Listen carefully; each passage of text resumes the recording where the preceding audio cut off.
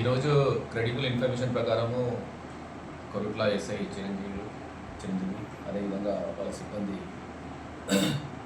సిబ్బందితో veterinary hospital దగ్గర credible information ప్రకారం అక్కడ వెహికల్ చెకింగ్ చేస్తున్న సందర్భంలో ఎట్టిగా కారు చెక్ చేయడం జరిగింది. దాంట్లో డాష్బోర్డ్లో గాంజా 1 కేజీ అబౌట్ 1 కేజీ గాంజా దొరికింది. దాంట్లో ఇద్దరు పర్సన్స్ ఈ గాంజా తీసుకొచ్చి ఇక్కడ అమ్ముతున్నట్టు వాళ్ళు కూడా దొరికారు.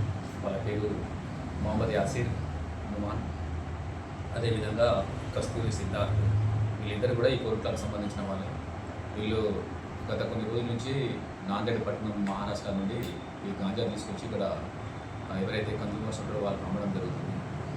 దాంట్లో ఇన్ఫర్మేషన్ రావడం వల్ల వాళ్ళిద్దరిని కూడా పట్టుకొని తర్వాత అదేవిధంగా అక్కడ ఉన్న గాంజా తర్వాత వెహికల్ అక్కడ సీజ్ చేసి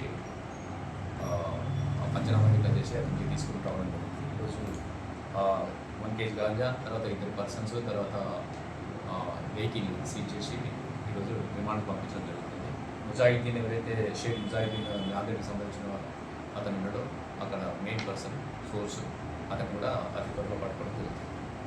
ఈ కేసులో చాలా యాక్టివ్గా పార్టిసిపేట్ అయ్యి పట్టుకున్న చిరంజీవి తర్వాత వాళ్ళ సిబ్బందిని అభినందిస్తున్నా. అదేవిధంగా మన సిఐ లక్ష్మీనారాయణ వాళ్ళ ఆధ్వర్యంలో ఈరోజు వర్క్ జరిగింది.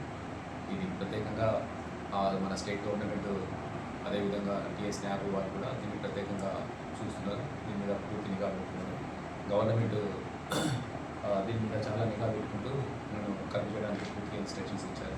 అదేవిధంగా డీజీపీ గారు తర్వాత ఇక్కడ మన ఎస్పీ అశోక్ కుమార్ సార్ వాళ్ళ ఇన్స్ట్రక్షన్స్ ఆదేశాలతోని ఈ వర్క్ జరుగుతుంది.